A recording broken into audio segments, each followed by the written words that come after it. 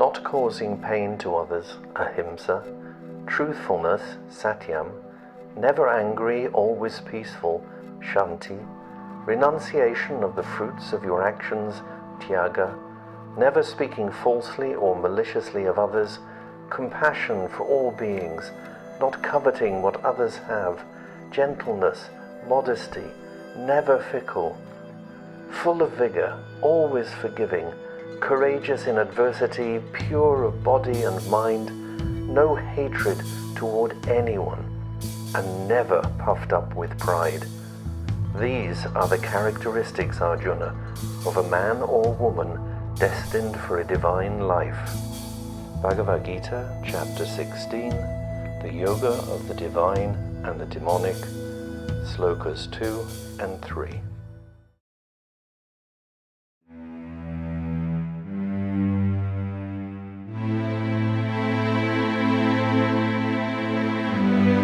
Let me go back to last week. We were saying, how does one clear this mind?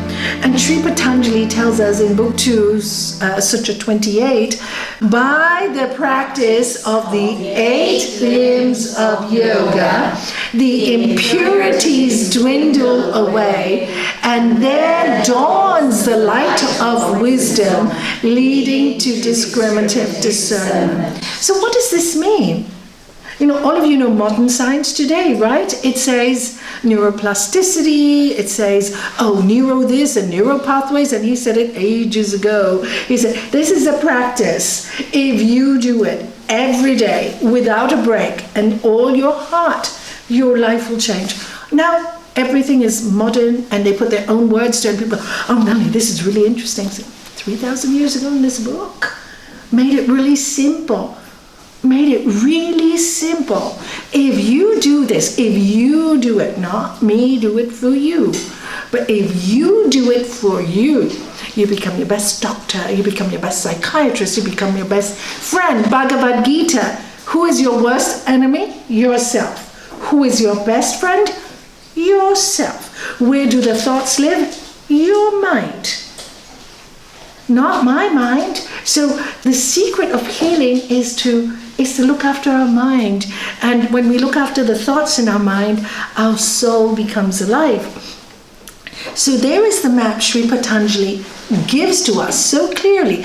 You don't have to worry. You just do the work. If you do the work, things will happen by themselves. Master Shivananda, what would he say? Serve, love, give, meditate, purify, realize, do good, be kind, and be compassionate. Inquire, who am I? And be free. Adapt, adjust, accommodate. Bear insult, bear injury. Highest practice, highest sadhana. Sadhana means highest practice. So here, in the 8 limbs of yoga, he's teaching us all these things that we do and how we get to the place of peace for ourselves. Buddha says, if you want to know why you're suffering in the present, look at your past. If you want to know what your future is going to be like, look at your present. Yamas and Niyamas is all about cause and effect. So the first 2 limbs of yoga is Yama, Niyama. So let's start with Yama. So we'll go straight to Sutra 30. Yama consists of non-violence, truthfulness, non-stealing, continence, and non-greed. We'll just go quickly here and then I'll explain one by one. And then the next 31, he tells you, and this is really important, he calls this, these great vows, they're vows, are universal, not limited by class, place, time, or circumstance. What does that mean? Here he's telling you, non-stealing, non-violence, truthfulness, moderation in everything you do, non-greed, these are vows. And no getting away from them. Doesn't matter which class you come from, where you come from, what time you do it, but these are vows. And why are they vows? And this is the law of the earth. As you sow, you reap. Action, reaction. What you put in today, you have to face tomorrow. There's no running away from it. It's like a boomerang. Whatever you throw there, it'll come back. It's a scientific law, right? Newton's law. For every action, there's an opposite and equal reaction. So it's science. So these are the great vows of our soul to grow on this earth. So, and then it goes to, and Yama is the 5 yamas. It's like the 10 commandments, really, but we don't say commandments because you say commandment goes, oh, I have to, I have to do this. No, you don't have to do anything in your life. Try it. See what it brings to your life. See what it brings in your life. Wow, the magic of the practice, the magic of it. You're just like, what happened? Why didn't I do this from childhood, And that makes you so happy when you live like that. So yama is more like things that you abstain from, hurting people, lying, etc., etc. The next 5, niyama, are more to do with yourself. Yourself, the things you observe within you, a deeper understanding of you. So it starts with niyama consists of purity, and we'll go one by one again. Contentment, are you content? Accepting pain but not causing pain. Study of spiritual books and worship of God or Ishvara Pranidhanam or nature or divinity or cosmic energy, whatever you want to call it. We're not going to get stuck in names. In this center, we don't. You know what? Whatever brings you to the higher self, to the best you can be, that's what we are more concerned of here. The best you were born to be. Done. Nothing more than that. To live a beautiful life. I don't even talk about enlightenment. What's the point? You get enlightenment for what? To hurt people? Hello, good morning. To think you're better than everybody else? Hello, good morning. What is enlightenment? Knowing that you are spirit. That's what it is. But this body is going to die. Bye body, bye Nalini. One day, Hari Om. Did you live a good life? Was it too late? No. Next time you may not get such a good body. Next time you may have a broken body. Who knows? So this is the power of the study and understanding who we really are. So so that's niyama. And then in 33, which is one everybody should memorize, everybody, and you all there in the other part of the world. When disturbed by negative thoughts, can you repeat? When disturbed by negative thoughts. And this is the important word, okay? Opposite positive ones should be thought of. This practice is called Pratipaksha Bhavanam. Now look at the secret here. And most people study this and they miss the secret right in the words. When you are troubled with negative thoughts, opposite. Did it say you focus on the same negative thought? No.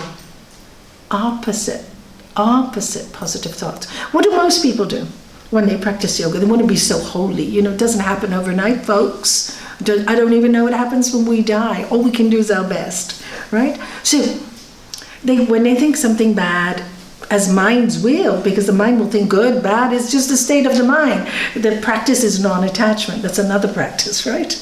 My mind is making all these noises. Okay, they're making me uncomfortable. I'm starting to take it too personally now. It's starting to affect my life now. So it's starting to affect my life. I'm feeling the pain of it now. So it started with one thought. Then it got deeper because we took it personally, and it's a negative thought. Then we get angry with ourselves. I should not think like that. Why is it coming? But it keeps coming, Nalini. It keeps coming. And I thought about this. And you made that one thought into this huge nightmare. You know the English statement? Don't make a mountain out of a molehill. And that's what most people do with one negative thought. But if, why, how, why did they say that to me? How dare you? And the whole war has started, and it's all to do with your ego, because you're too sensitive. Too sensitive. So Sri Patanjali gives you the magic trick. Okay, you got that negative thought. positive thought, think of something totally opposite. Totally different. For example, so let's say you've got these negative thoughts about someone and it's affecting you. Negative thoughts don't always have to be bad, because they can be telling you something that you need to be aware of. They may say, okay, this person has this negative trait, be careful. They don't have to be bad. But if that thought, you have to be careful of that person, and then your thought goes, oh, that's horrible, I wish this happened. Do you see how it flies to another extreme? Oh, poor me, how did they do this to me? Personal, right? You take it personally. That's when you need to do this practice. Stop taking it personally, and you go, okay, what can I think of that is so opposite? I always tell people, think of something really funny. Something really funny. Why? Laughter lightens you. It just makes you lighter. Okay? So Pratipaksha Bhavana is make it light for you. And that's what happened. Opposite positive thought. So you can think of anything opposite. And you know, if you're deeply spiritual or deeply religious people, I tell them pray to Jesus or pray to Mary or Lord Shiva or Buddha, whatever you believe in, because it does help so much. Because thinking that they're so loved by their teacher or my master, Sri Swami Satchidananda, whatever, you feel so loved, you feel safe. It actually makes you feel safe. That was such a great gift. That's why I love this practice. Because you just practice, and when you get in trouble, and the worst time in your life is almost like 100 angels are literally, your song, 100 angels are literally carrying you. And you know you can, the reason why you get up in the morning to breathe, just to be useful, is because of those angels, because you couldn't do it yourself. You really know it. You know it. And for those angels, or whatever guides, whatever you want to call them, you buck up, you do it for them, for the sake of the benefit of the world, not personal. Nothing is personal. Everybody dies, you know. It's not personal. We take things too personally. So Pratipaksha Bhavana is that amazing practice. So now many people who are new to the spiritual world, and you will meet them in your life, you tell them all this, they don't understand Pratipaksha Bhavana, you just tell them to think of something, you introduce something beautiful in their mind to them, you know, and you introduce nice thoughts, or you distract them, because they don't know how to do it. So you can distract them by saying, oh, look at that tree, or can you look at that beautiful sky? You just distract them. You find simple ways to make them happy. Okay? Because sometimes for people new to this, like when they come into my office, they don't know how to do it. So, and I also ask them, think of something funny in your life that's happened to you. They come in really depressed. And we've all had funny things happen in our life. And when they come up with, the smile comes to their face. They smile. I said, that's your Pratipaksha Bhavana. Remember that moment. Every time, oh yeah, you know, I tripped and tumbled down and everybody laughed, and I had to start laughing because it was such a joke. I was telling everybody else, this one gentleman, not to fall down, and there I go, I fall down. And you know, I find that funny. Opposite, you see, it's not important what it is. It doesn't matter what it is, but it lifts the person. You got it? So, Pratipaksha Bhavana. So another method of Pratipaksha Bhavana, Sri Patanjali gives us in 34. Language is complicated, so I'll break it down, make it easy after I read it to you, okay? When negative thoughts or acts such as violence, etc., are caused to be done or even approved of, okay? Actions, thoughts, violent, something that you want to do that's violent, or even approving of violence, whether incited by greed, because it happens when you feel greed, anger, or infatuation. Sometimes you're so in love with something that when you're going to lose it, you start to react in a very negative way. Whether indulged with mild, medium, or extreme intensity, all these negative things, doesn't matter. It could be mild, it could be a strong thought, it could be intense thought.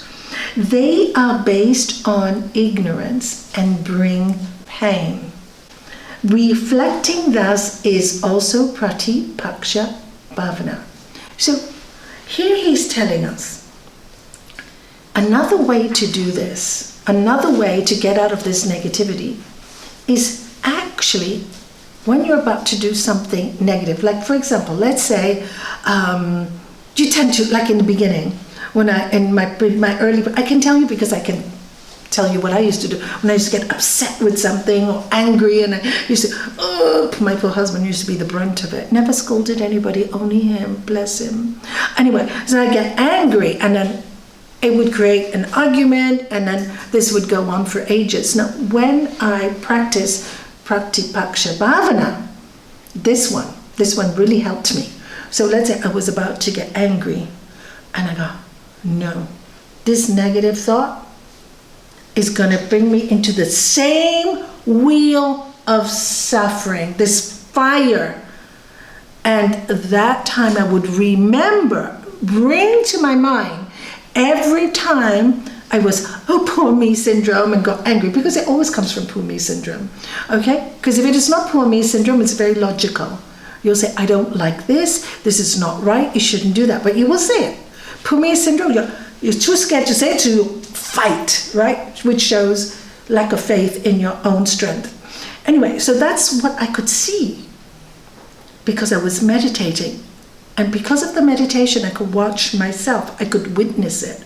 So when you can witness your mind and you can see where you're heading, cause and effect, then you don't want to do it. I'm not doing this again. Any of you read Tibetan Book of Living and Dying, Sogyal Rinpoche? Brilliant book. Autobiography in 5 chapters. Chapter 1. I walk down the street. There is a huge hole. I fall into the hole. It's very black. I can't get out. I scream, I shout, I call for help. Nobody comes. I struggle. Eventually, I get out. I'm in pain. Okay, chapter 2. I walk down the street. There is a black hole. I fall in. This time, I know that I have to get out. It takes me some time, but I know how to get out. So, I get out. Chapter 3. I walk down the street. I fall into the black hole. I come out quickly. Chapter 4. I walk down the street. I walk around the black hole. Chapter 5. I take another street. This is Pratipaksha Bhavanam. And this takes time. You know, people go, oh, Nelly, I tried and it doesn't work. So what do you think? Rome was built in a day? It takes time. It takes time. Give yourself time. Give yourself patience. You keep practicing, and one day you'll just get there. And the day came when I didn't need to get angry anymore. Not in that way. If I had to get angry, it was more controlled. I knew why I was getting angry. I was totally aware what I wanted from that anger, but it wasn't that horrible anger where you hurt somebody and mean. That's a different kind of anger. It was a more controlled, to teach or to learn anger. So this is Pratipaksha Bhavanam. Remember, I'm not going to fall that hole again. I've fallen down that hole so many times. If I do the same action, same street, I'm going to go there. Nobody else has done it to me. The hole is there. It's a black hole. I just have to remember how to get out and then walk across it and then take another totally different route. So I think this is really good advice, okay? For everyone. You don't have to be spiritual. This is just good advice, logical advice from Patanjali. So 35. And now he starts with why we practice.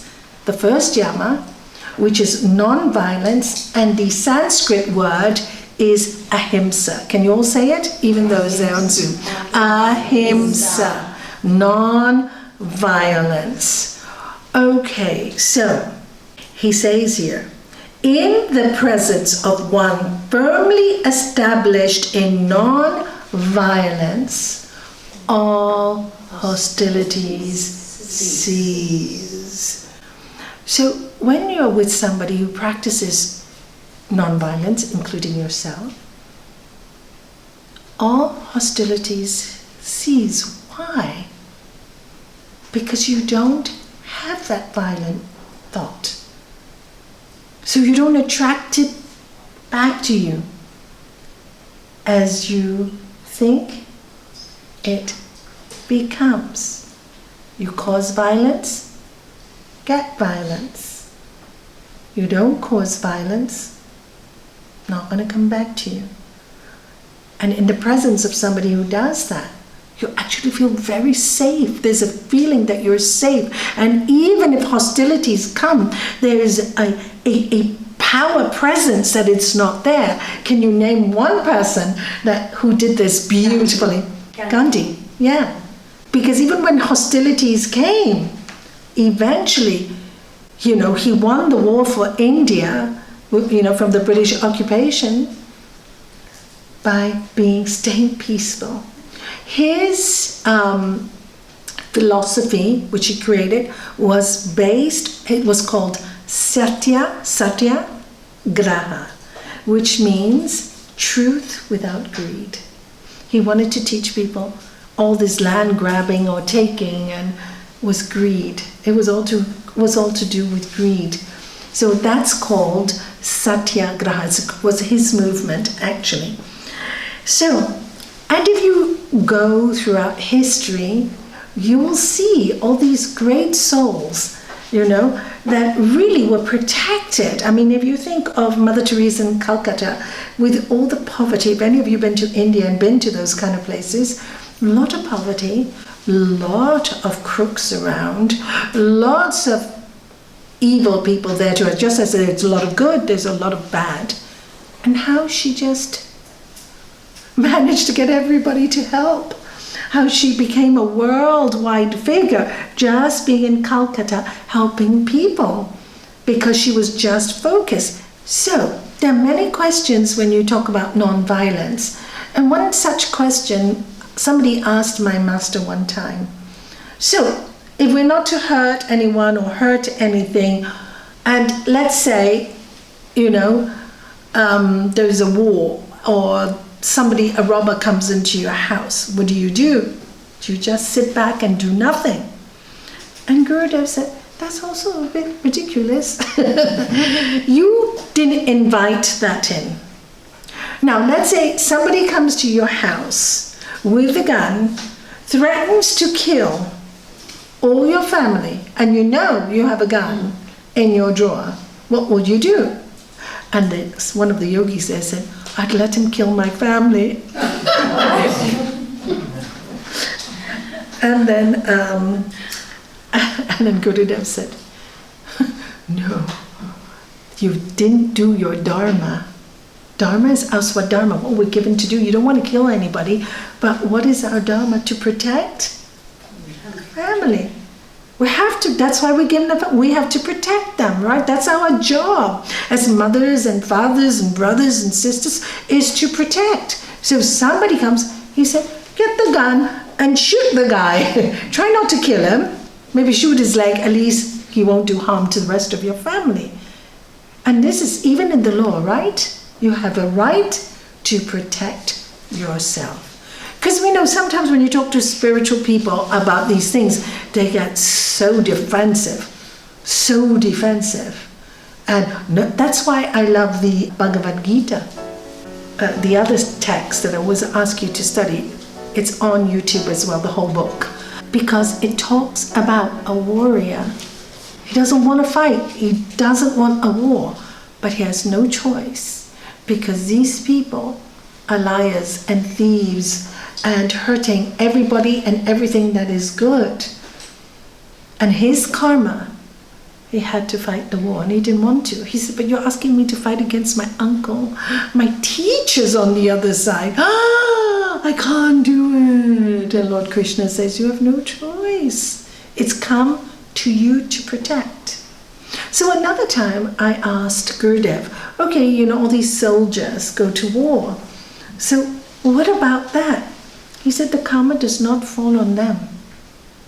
They are taught to protect their country by those in charge, right? They go to war thinking they're protecting. The karma falls with the people who know better. They've done that. But the people who are actually in the war, they're just doing their job because they are being told they're protecting their country.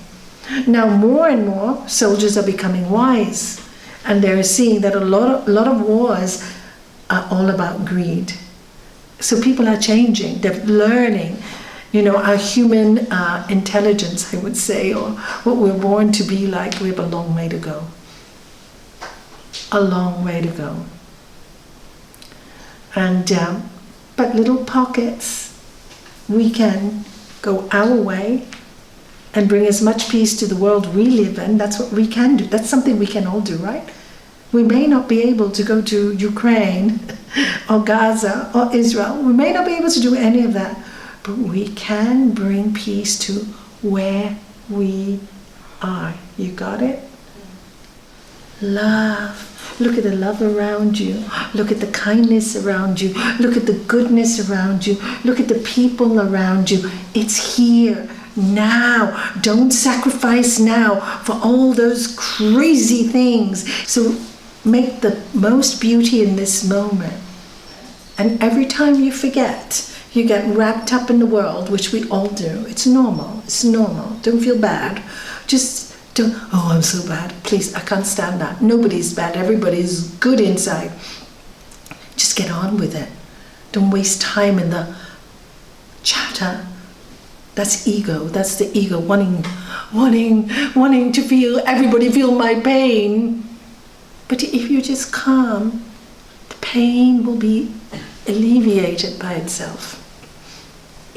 There's a great force in you. The greatest force is in you. It's in you. You just have to wake up to it. Wake up. And what keeps you, what keeps people in their space is fear, guilt, worry, fear of tomorrow. And I go, why are you fearing tomorrow? You're frozen. What's going to happen tomorrow, Nelly? I don't know. But you freeze yourself now in today, and tomorrow maybe this may never happen and may never come. Exactly that, may never come. Live today, love today, love today. If you're angry, accept you're angry, go in a room, lock yourself in a room, be as angry as you want, don't disturb the world. Don't disturb the world. Want to disturb yourself? No problem. You can. Okay, there's a lot of hatred here. How can I diffuse the situation? Like sometimes when I get people come to me and there's so much anger. How do you diffuse the situation? Let me bring love. Let me bring that energy in. Just diffuse it. Sometimes you can't remove it, but you can diffuse it. That we can do. Make it gentle, make it less. And this is all the practice of non-violence. St. Francis, when he was passing one of the villages, he saw all the children inside the homes, the parents upset, and, he goes to them, what's wrong with you? And they go, oh, because we've got a wolf that lives, in the forest over there, and every day the wolf comes, he frightens the children, he steals all our chickens, he kills them, and now we're all scared to go out. So St. Francis said, don't worry, I will talk to the wolf. And they go, no, you can't. He'll just attack you. And he goes, don't worry, trust me. So because St. Francis never hurt anybody, his energy was what? Frequency was high. And we all know now, with so much, tests today done with animals, that they intuit energy, right? And anybody who has cats and dogs and, horses, they intuit energy. You all know that, right? So he went up to the wolf, and he said, the wolf didn't attack him, and he said to the wolf, why you torture these villagers? They're earth people like you, same. So the wolf answered him and said, because I need food, but every time they see me coming, they try to not give me any food. So St. Francis said, I'll make a deal with them. I'll tell them every day to leave one chicken for you or some food for you just outside the village line before the forest. Will you promise me you won't hurt them anymore? So the agreement was made, and St. Francis told them. And he stayed there for a few days, and they never had trouble anymore. So what is the meaning of this story? In the presence of one who practices non-violence, all hostilities cease. Animals sense it.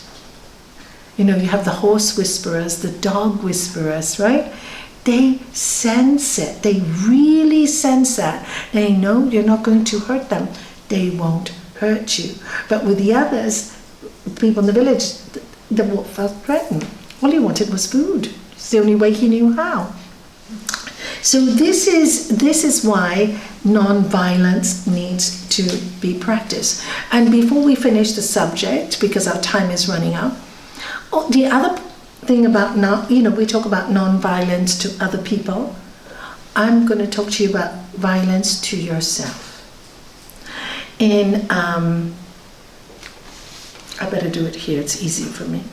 In Book 2, Sutra 1 here, I'd like to read you something which is, for me, extremely important. You can see it. In the 17th chapter of the Bhagavad Gita, Lord Krishna talks about tapasya. Tapasya means burning. You sometimes have to go through a lot of burning when for example, when you're angry with someone and you first learn to let go of that anger, you burn. When somebody hurts you and you want to hurt them back and you don't, you burn. You literally say, oh, you want to do, no, I can't do it. And there's a burning inside, and that lasts for a little while till your body lets it go, and then you feel free again. So those who practice severe austerities, not enjoined by the scriptures, who are given to hypocrisy and egoism, impelled by the forces of lust and attachment, who are senseless, who torture all the elements in the body, and me also, who dwells in the body. Know thou these to be of demonical resolves.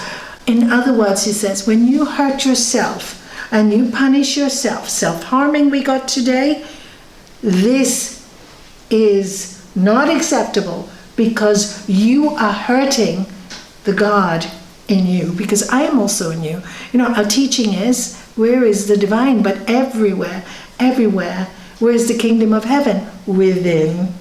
You know, so this is what we have, the Lord of love, no larger than a thumb. Where does it live? In your heart. There's your secret, the Lord of love. When you're in that state of love, you're so joyful and so peaceful, right? So he goes, in the name of tapasya, people sometimes practice all sorts of self-torture. In the East, there are sadhus, ascetics, who lie on beds of nails or keep one arm raised in the air so the arm gets thinner and thinner and finally decays. These are all just self-torture. Lord Krishna himself says these people are demons because they disturb the pure self who dwells within their bodies. Self-discipline. Listen to this. This is really important.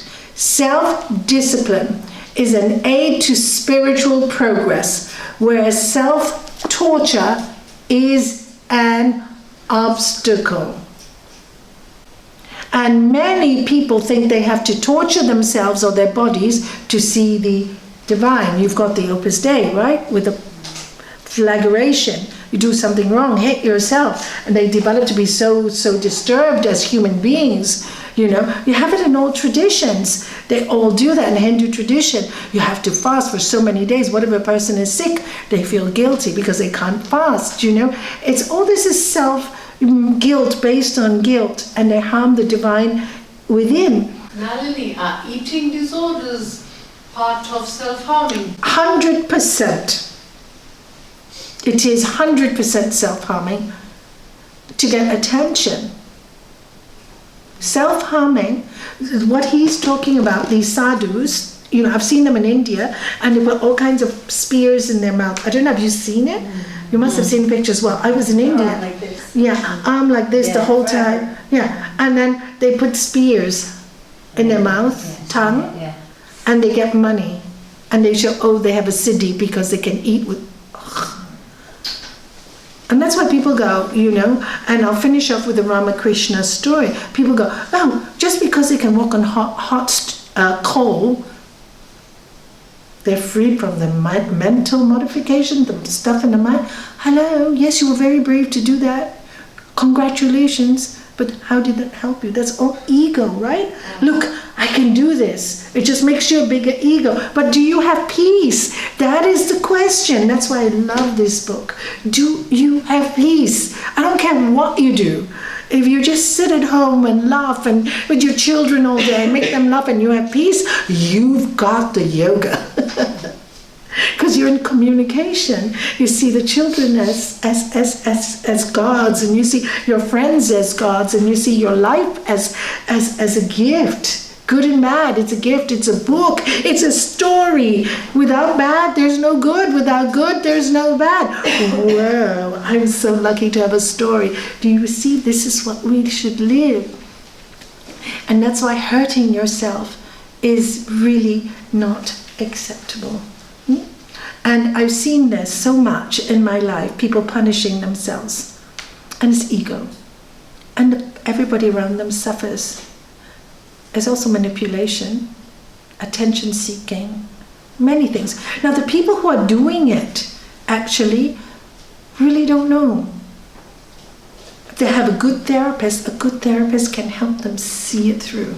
Really young, 12, 13 years. That worse and worse now, Worse and worse, because now it's really ego, because they're developing food disorders because of social media. You have to have a perfect body. By 19, they're already doing lips and eyes. Why would you want to start at 19? What are you going to look at when you're my age, 69? I've had to tell a young girl that. I said, why have you done your eyelids at 19? People, when they're 80 or 70 and they can't see the eyelids go down, they do, it's fine. It helps them with the health. It helps them with their body. 19.